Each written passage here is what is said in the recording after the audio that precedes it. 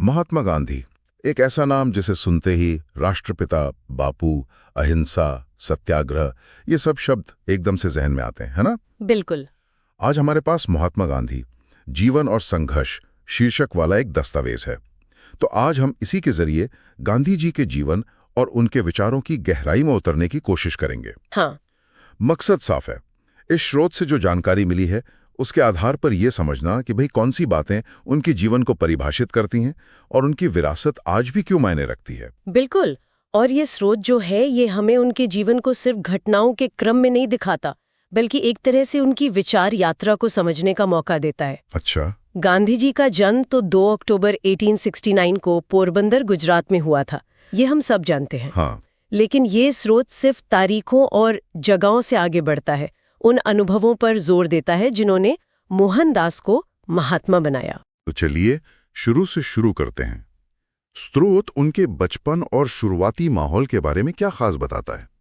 कुछ ऐसा है उसमें जो उनके भविष्य की झलक दे रहा हो? हाँ, दिलचस्प बात है। स्रोत उनके पारिवारिक माहौल को काफी महत्व देता है। देखिए, पिता करमचंद गांधी दीवान थे, मतलब एक प्रशासक जी। लेकिन स्रोत उनकी माँ पुतली बाई के गहरे धार्मिक स्वभाव पर ज्यादा जोर देता है और ये भी बताता है कि उसका युवा मोहनदास पर कितना असर पड़ा। अच्छा। कहा गया है कि सत्य और नैतिकता के जो शुरुआती बीज थे वो शायद वहीं पड़े। स्रोत ये भी बताता है कि 13 साल की बहुत कम उम्र में कस्तूरबा से उनका विवाह हुआ, जो जीवन भर उनकी साथी रही। हाँ। तो कह सकते हैं कि ये वो जमीन थी जिस पर उनके किरदार का निर्माण शुरू हुआ। और फिर उनकी पढ़ाई, शिक्षा। स्रोत उनके इंग्लैंड जाने के अनुभव को कैसे देखता है? क्या वो सिर्फ डिग्री लेने गए थे? नहीं, सिर्फ डिग्री नहीं। पोरबंदर में शुरुआती शिक्षा हुई, फिर वो 1888 में वकालत पढ़ने इंग्लैंड गए। हाँ। लेकिन स्रोत इसे सिर्फ एक अकादमिक यात्रा के तौर पर नहीं देखता। वहाँ उनका सीधा सामना हुआ पश्चिमी संस्कृति से, उनके विचारों से, जीवन शैली से। अच्छा। दस्तावेज के मुताबिक ये दौर उनके लिए एक तरह से आत्ममंथन का भी था। उन्होंने अपनी पहचान, अपनी संस्कृति और जो पश्चिमी दुनिया के मूल्य थे उनको समझने की कोशिश की। स्रोत में इस बात का जिक्र है कि कैसे उन्होंने वहाँ शाकाहार जैसे सिद्धांतों को अपनाया और अलग अलग धार्मिक ग्रंथों का अध्ययन किया। इसने उनके विचारों को एक नई दिशा दी। तो इंग्लैंड का अनुभव सिर्फ बैरिस्टर बनने तक नहीं रहा, बल्कि उनके विचारों के विकास में भी अहम था। जी। लेकिन असली मोड़ तो कहीं और आया, है ना? बिल्कुल। तो स्रोत बहुत साफ तौर पर 1893 में उनके दक्षिण अफ्रीका जाने को एक निर्णायक मोड़, एक वाटरशेड मोमेंट के रूप में चिन्हित करता है। वो गए तो थे गुजराती व्यापारी दादा अब्दुल्ला के कानूनी मामले के लिए, लेकिन वहां जो हुआ उसने उनके जीवन का मकसद ही बदल दिया। दक्षिण अफ्रीका में ऐसा क्या खास हुआ? स्रोत इस अनुभव को कैसे पेश करता है? क्या सिर्फ रंगभेद का सामना हुआ? रंगभेद तो था ही, और बहुत गंभीर था। स्रोत बताता है कि उन्होंने पहली बार भारतीयों और दूसरे अश्वेत समुदायों के प्रति जो संस्थागत भेदभाव था, अपमान था, उसे इतनी करीब से महसूस किया। जी। लेकिन स्रोत सिर्फ घटनाओं को गिनाता नहीं है, बल्कि उनके भावनात्मक और मनोवैज्ञानिक प्रभाव पर जोर देता है। जैसे वो ट्रेन वाली घटना? हाँ, वो तो बहुत प्रसिद्ध है। स्रोत उसके बारे में क्या कहता है? क्या वो सिर्फ एक अपमान था या उससे ज्यादा कुछ था? हाँ, वो घटना जब उन्हें पीटर मैरिट्सबर्ग स्टेशन पर ट्रेन के फर्स्ट क्लास डिब्बे से बाहर फेंक दिया गया था। हाँ। स्रोत के अनुसार वो महज एक व्यक्तिगत अपमान नहीं था। दस्तावेज इसे एक प्रतीकात्मक क्षण बताता है जिसने गांधी जी को अंदर तक झकझोर दिया। स्रोत बताता है कि उस रात ठंड में स्टेशन पर ठिठुरते हुए उन्होंने सिर्फ गुस्सा महसूस नहीं किया, नहीं, बल्कि अन्याय के खिलाफ लड़ने का एक दृढ़ संकल्प लिया। अच्छा। ये वो बिंदु था जहां से व्यक्तिगत अपमान एक सामूहिक संघर्ष की प्रेरणा बन गया। तो यहीं से उनके हथियार सत्याग्रह का जन्म हुआ। स्रोत इसके विकास को कैसे दिखाता है? हाँ, बिल्कुल। दक्षिण अफ्रीका ही सत्याग्रह की प्रयोगशाला बना। स्रोत विस्तार से बताता है कि ये सिर्फ अहिंसक प्रतिरोध का एक शब्द नहीं था, ये एक पूरा दर्शन था। दर्शन? हाँ, सत्य और आग्रह, यानी सत्य पर टिके रहना और उसके लिए दृढ़ता से बिना हिंसा के आग्रह करना। स्रोत इस बात पर जोर देता है कि ये निष्क्रियता नहीं थी, बल्कि सक्रिय नैतिक प्रतिरोध था। उन्होंने सिर्फ सिद्धांत नहीं दिया, बल्कि उसे लागू भी किया। और इसे लागू करने के तरीके क्या थे? स्रोत कुछ उदाहरण देता है। बिल्कुल देता है। स्रोत बताता है कि उन्होंने दक्षिण अफ्रीका में भारतीयों पर जो अन्यायपूर्ण कानून लगाए गए थे, जैसे वो रजिस्ट्रेशन सर्टिफिकेट या खास तरह के टैक्स, हाँ, उनके खिलाफ आंदोलन किए, लोगों को संगठित किया, याचिकाएं दायर की और जब जरूरत पड़ी तो शांतिपूर्ण प्रदर्शन किए, सविनय अवज्ञा का नेतृत्व किया। इसके लिए उन्हें जेल भी जाना पड़ा। अच्छा। स्रोत इंडियन ओपिनियन अखबार शुरू करने का भी जिक्र करता है, जिसे उन्होंने भारतीयों को जागरूक करने और एकजुट करने के एक मंच के रूप में इस्तेमाल किया। ये सब सत्याग्रह के व्यावहारिक प्रयोग थे। तो मतलब दक्षिण अफ्रीका ने उन्हें एक नेता और विचारक के रूप में पूरी तरह से गढ़ दिया। हाँ, कह सकते हैं। फिर 1915 में वे भारत लौटे। स्रोत भारत में उनके शुरुआती कदमों को कैसे देखता है? क्या वे आते ही राष्ट्रीय राजनीति के केंद्र में आ गए? नहीं, स्रोत के अनुसार वे सीधे राष्ट्रीय मंच पर नहीं कूदे। गोपाल कृष्ण गोखले, जिन्हें गांधी जी अपना राजनीतिक गुरु मानते थे, हाँ, उनकी सलाह पर उन्होंने पहले 1 साल पूरे भारत का भ्रमण किया। पूरे भारत का? हाँ, स्रोत इसे महत्वपूर्ण बताता है। उन्होंने देश की जमीनी हकीकत, लोगों की समस्याओं, विविधता को समझा। ये भारत को पढ़ने का उनका तरीका था। दिलचस्प। इसके बाद ही वे भारतीय राष्ट्रीय कांग्रेस से जुड़े और धीरे धीरे स्वतंत्रता संग्राम में अपनी भूमिका निभानी शुरू की। और फिर शुरू हुए वो बड़े आंदोलन। स्रोत असहयोग आंदोलन 1920 को किस तरह प्रस्तुत करता है? इसका मूल विचार क्या था?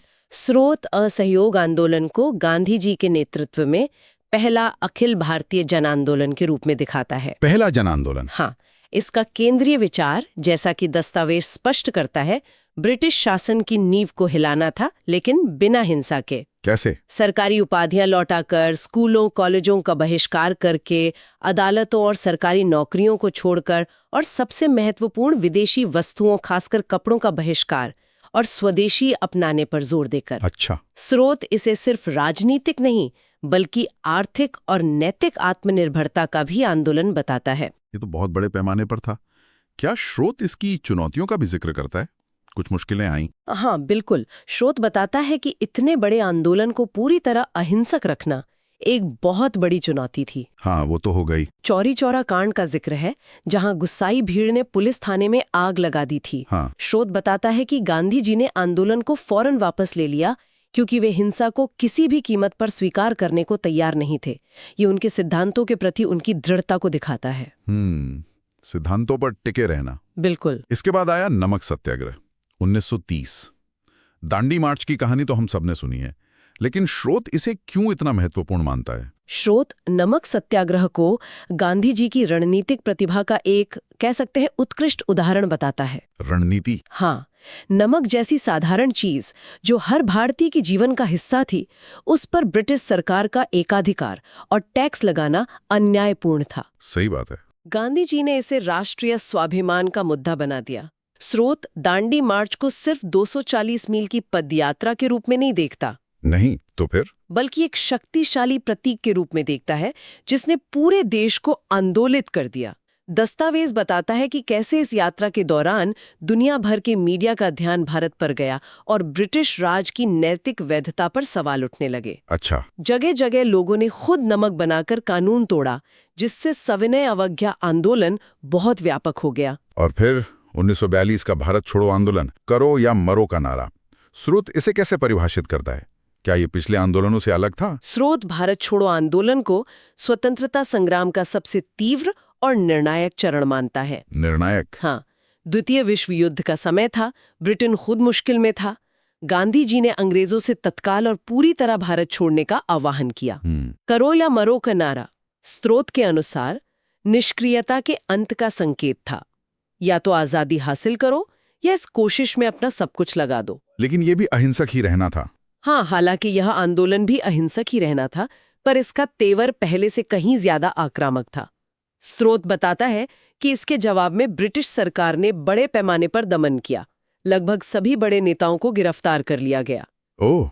लेकिन जनता का स्वतः स्फूर्त आंदोलन जारी रहा। इन सभी आंदोलनों के पीछे गांधी जी के मूल सिद्धांत काम कर रहे थे, अहिंसा और सत्याग्रह। स्रोत इन सिद्धांतों को सिर्फ राजनीतिक रणनीति मानता है या उससे ज्यादा कुछ? नहीं, स्रोत बहुत स्पष्ट रूप से कहता है कि ये सिर्फ रणनीति नहीं थे। गांधी जी के लिए अहिंसा, नॉन वायलेंस, सिर्फ शारीरिक हिंसा का न होना नहीं था। तो क्या था?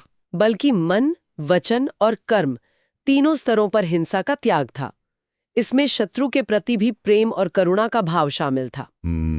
और सत्याग्रह यानी सत्य की शक्ति, अन्याय के सामने झुकने से इनकार करना था, लेकिन विरोधी का दिल जीतने की कोशिश के साथ। अच्छा। स्रोत के अनुसार ये उनके जीवन जीने का तरीका था, उनका धर्म था, जिसे वो राजनीति में लाए। इतने संघर्षों के बाद 15 अगस्त 1947 को भारत आजाद हुआ, लेकिन स्रोत स्वतंत्रता के साथ आए विभाजन के दर्द का भी जिक्र करता है। गांधी जी की इस पर क्या प्रतिक्रिया थी, जैसा स्रोत बताता है? स्रोत इसे गांधी जी के जीवन की सबसे बड़ी त्रासदियों में से एक बताता है। त्रासदी? हाँ, वे हमेशा भारत की एकता के पक्षधर थे और विभाजन के विचार से गहरे दुखी थे।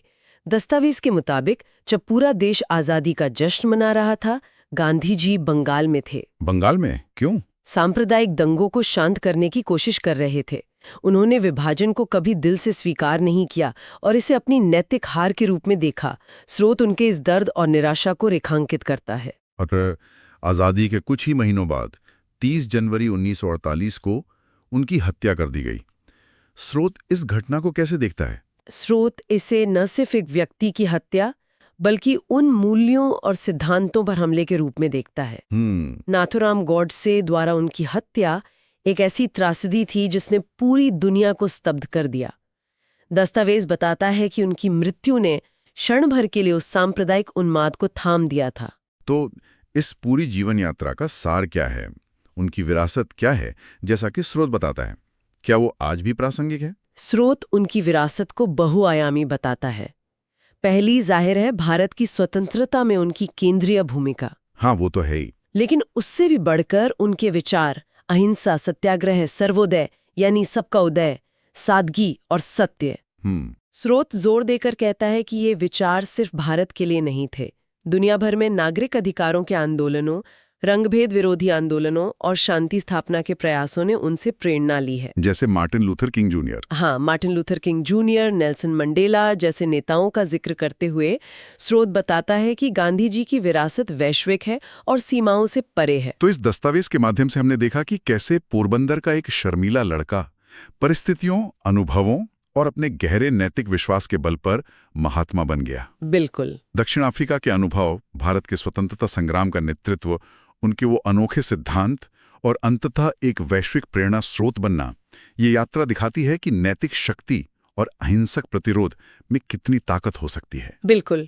स्रोत यह स्पष्ट करता है कि गांधी जी ने राजनीति को नैतिकता से जोड़ने का प्रयास किया, जो आज भी एक बड़ी चुनौती है। सही बात है। उन्होंने दिखाया कि बड़े से बड़े अत्याचारी शासन का सामना भी बिना हथियार उठाए आत्मबल और सत्य के सहारे किया जा सकता है। वाकई एक असाधारण जीवन। अब अंत में, जैसा कि हम हमेशा करते हैं, सुनने वालों के लिए एक विचार। स्रोत ये कहता है कि गांधी के सिद्धांत आज भी लाखों लोगों को प्रेरित करते हैं। हाँ, और यहीं से सोचने का बिंदु निकलता है।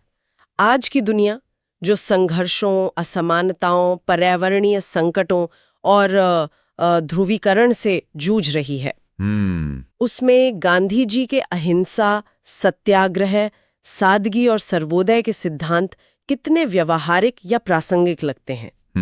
क्या आज के जो जटिल मुद्दे हैं उनका हल इन पुराने विचारों में खोजा जा सकता है? ये एक गहरा सवाल है, सोचने वाला। क्या व्यक्तिगत स्तर पर, अपने रोजमर्रा के जीवन में, या सामूहिक रूप से सामाजिक और राजनीतिक स्तर पर इन सिद्धांतों को अपनाने की कोई गुंजाइश है?